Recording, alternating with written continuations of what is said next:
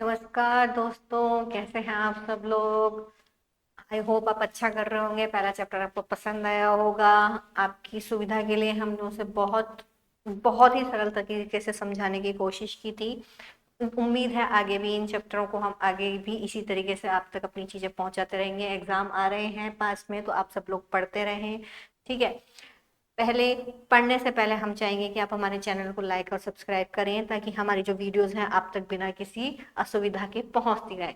पहला चैप्टर जो था हरिवंश राय बच्चन जी का, वो हम कर चुके थे। अब हम बात करते हैं आरो के दूसरे चैप्टर की। आरो का दूसरा चैप्टर है आलोक धनवा का पतंग।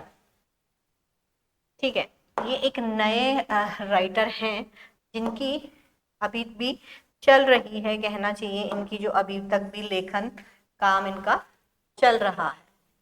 इनके बारे में आज हम पढ़ेंगे। आपके सिलेबस में लगाए गए हैं आलोक धनवा, चैप्टर सेकंड है, जैसे कि आप देख सकते हैं। अब शुरुआत वहीं से करते हैं, लेखक परिचय से, कवि परिचय से। तो जो सबसे पहले अगर हम किसी व्यक्तित्व का परिचय लेना चाहते हैं, किसी भी व्यक्ति का परिचय लेना चाहते हैं, तो सबसे पहले हम उसका पढ़ते हैं जन्म। तो अगर हम जन्म की बात करें तो इनका जन्म हुआ है सन 1948 में, यानी आजादी के एक साल बाद, मुंगेर, बिहार में। ठीक है। बिहार के एक गांव मुंगेर में इनका जन्म हुआ है। इनकी जो प्रमुख रचनाएं हैं, इनकी पहली कविता थी, याद रखिएगा पहली कविता का नाम आपसे पूछा जा सकता है। इनकी पहली कविता थी जनता का आदमी, जो 1972 में प्रकाशित हुई। उसके बाद भागी हुई लड़कियां, ब्रूनो की बेटियां से इनको प्रसिद्धि मिली है। ठीक है। पहली कविता कौन सी थी? जनता का आदमी, 1972 में जो प्रकाशित हुई। उसके बाद इन्होंने लिखी भागी हुई लड़कियां, ब्रूनो की बेटियां, और उसके बाद इनकी जो एकमात्र संग्रह है, मतलब कह सकते हैं इनका कविता संग्रह है, वो है दुनिया रोज बनती है। इनका एकमात्र संग्रह। तो चार ही जहां पर चीजें दी हुई हैं इनकी, चार ही कृतियों के बारे में यहाँ पर बताया हुआ है। जनता का आदमी जो उनकी पहली कविता थी 1972 में जो लिखी गई, उसके बाद लिखी उन्होंने भागी लड़कियां, ब्रूनो की बेटियां, और इनका जो काव्य संग्रह है दुनिया रोज बनती है। अब सम्मान की बात करें तो राहुल सम्मान मिला, बिहार राष्ट्रभाषा परिषद का साहित्य सम्मान मिला, चूंकि ये बिहार से थे। बनारसी प्रसाद भोजपुरी सम्मान मिला। ठीक है। जो इन और पहल सम्मान इनको मिला है। अब इनकी एक लाइन यहाँ पर दी गई है, जहां नदियां समुद्र से मिलती हैं वहां मेरा क्या है।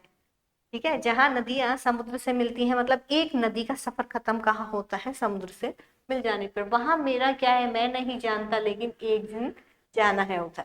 जहां नदियां, क्यों? क्योंकि एक नदी का सफर बहुत लंबा होता है। वो पर्वत से निकलती है, बीच में कई मैदानों को, कई लोगों को, कई कहना चाहिए कई तरह की प्राकृतिक चीजों का पोषण करते हुए जब वो जाती है, उसका सफर कहाँ खत्म हो जाता है? सागर से मिलने पे। और वो जाकर के सागर में समा जाती है। यानी कहना चाहिए कि अगर आत्मा चली है और बाद में जाके वो परमात्मा में समा जाती है। तो उनका भी यही कहना है कि मैं नहीं जानता कि नदियां जब समुद्र में मिलती है तो वहां क्या है, लेकिन एक दिन मुझे जाना है, यानी कि मेरा भी सफर जो है एक दिन खत्म हो जाएगा। ठीक है।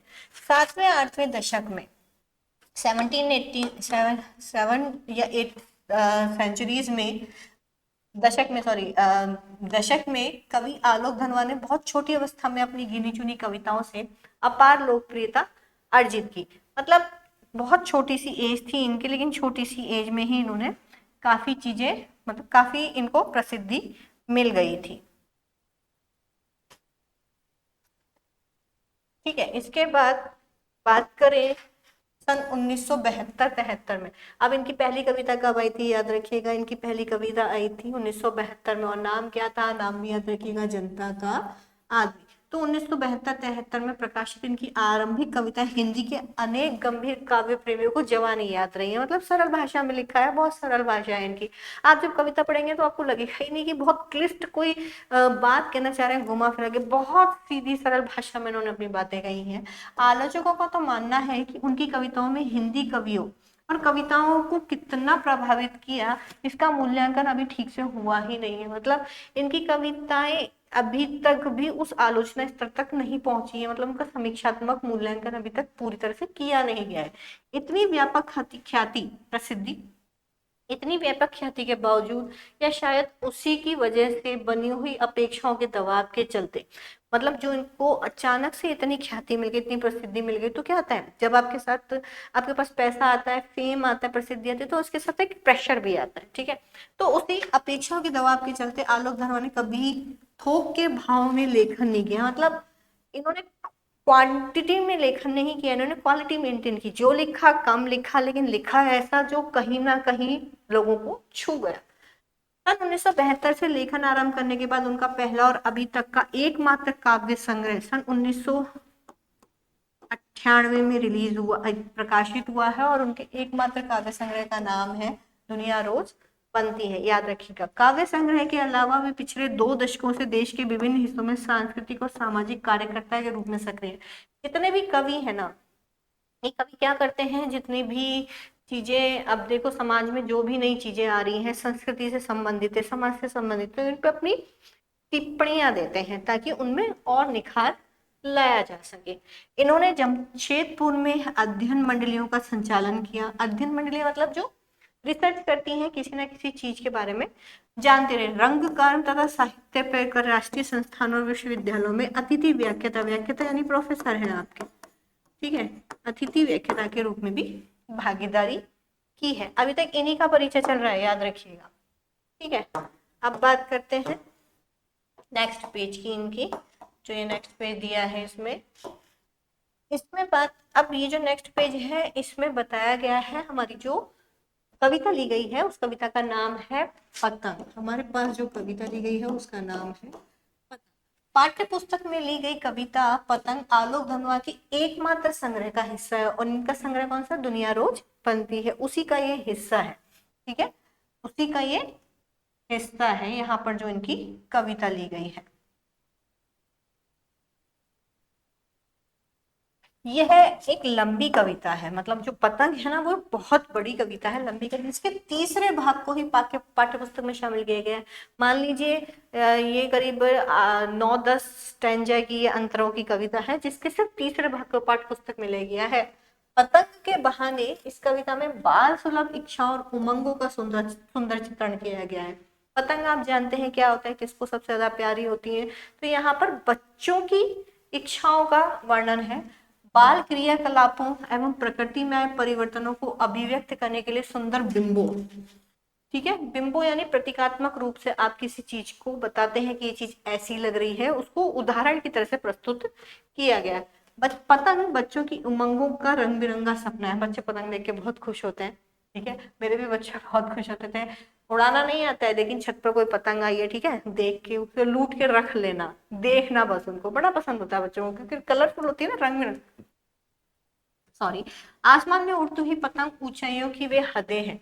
मतलब आप आसमान में ऐसे इतना ऊपर नहीं जा सकते, लेकिन पतंग के सारे सारे आपको ऐसा लगता है जैसे आप भी पतंग के साथ उड़ रहे हो। हद यानी सीमा, हद यानी सीमा। बालमन जिन्हें छूना चाहता है और उसके पार जाना चाहता है। अब आकाश में जाने की हिम्मत सिर्फ एक छोटे बच्चे के पास थी, और होते हनुमान जी, और वो तो चले भी गए थे, लेकिन हमारे पास तो नहीं है, तो हम आकाश को छू किससे सकते हैं, पतंग के जरिए। यहाँ पर इस कविता में ऐसा बताया है। कविता धीरे धीरे बिंबों की एक ऐसी नई दुनिया में ले जाती है जहाँ शरद ऋतु का चमकीला इशारा है, जहाँ तितलियों की रंगीन दुनिया है, दिशाओं के मृदंग, मृदंग यानी ढोलक, ढोलक टाइप एक वाद्य यंत्र होता है, थोड़ा सा लंबा होता है ढोलक से, ढोलक जैसा होता है, ढोलक नहीं होता, ढोलक जैसा होता है, साउथ में ज्यादातर बताया जाता है। जहाँ छतों के खतरनाक कोनों से गिरने का भय होता है, क्योंकि बच्चे दौड़ते हैं अंधाधुंध, ठीक है, और दूसरी ओर भय पर विजय पाते बच्चे हैं जो गिर गिर कर संभलते हैं, और पृथ्वी का हर कोना खुद ब खुद उनके पास आ जाता है, ठीक है। अब आप ये सब चीजें क्या है, कैसे, जब हम कविता पढ़ेंगे तो आपको ये सब चीजें समझ में आ जाएंगे। बहुत इजी, बहुत आसान भाषा में लिखी गई है वो चीज, ठीक है। वे हर बार नई नई पतंगों को सबसे ऊंचा उड़ाने का हौसला लिए, फिर भादों के अंधेरे के बाद के शरद यानी उजाले, यानी भादो, भादो को अंधेरे से कंपेयर किया गया। क्यों? क्योंकि भादो में क्या होता है, बारिश होती है, सावन के बाद आता है भादो का महीना, भादो में क्या होती है, बारिश होती है, और बारिश जब होती है बादल काले होते हैं, आकाश गिर जाता है, तो क्या हो जाता है, अंधेरा हो जाता है बिल्कुल, ठीक है ना। और जब अंधेरा होता है, बादल खत्म हो जाते हैं, काले बादल चले जाते हैं, तो क्या होता है, शरद ऋतु आती है। सर्दियों से पहले शरद ऋतु आती है, जब आपकी दिवाली आ रही है, हल्की हल्की ठंड पड़नी शुरू हो जाती है ना, ठीक है, तो शरद ऋतु होती है। शरद ऋतु को यहाँ बोला है उजाला, क्योंकि इस वक्त आसमान साफ होता है, आसमान बिल्कुल साफ होता है कि प्रतीक्षा कर रहे हैं, क्या आप भी उनके साथ है। ठीक है, तो ये जो बालकों की बातें हैं, बाल सुलभ चीजें हैं, अब यहाँ पर पूरी तो नहीं ली गई है, लेकिन यहाँ पर हमारे पास जितनी भी कविता है उसमें सिर्फ इतना सा बताया कि बच्चा कुछ भी करे लेकिन ये पतंग उनको बहुत आनंद देती है।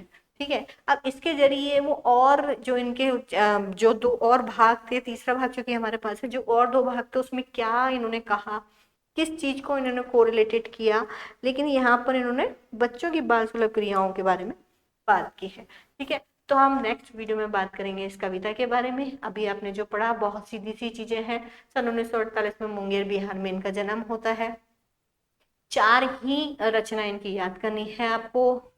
पहली जो 1972 में इन्होंने अपनी कविता लिखी सबसे पहली, उसके बाद लिखी इन्होंने ब्रूनो की बेटियां, भागी हुई लड़की, और एकमात्र जो इनका संग्रह है दुनिया फिर जागती है, वो भी आपको याद करना है। और उसी कविता संग्रह में से ली गई ये कविता है पतंग, जो यहाँ पर ली गई है, और उस कविता का भी तीसरा भाग है ये। ठीक है, इस कविता का तीसरा भाग है, 3 भाग हो सकते हैं, जिसका तीसरा भाग यहाँ पे लिया गया है, वो हम पढ़ेंगे नेक्स्ट वीडियो में। लेकिन तब तक अपनी परीक्षाओं को अच्छे से करने के लिए, हमारे साथ जुड़े रहने के लिए हमारे वीडियोस को आप क्या करेंगे, लाइक और हमारे चैनल को सब्सक्राइब जरूर करेंगे। ठीक है, नमस्कार।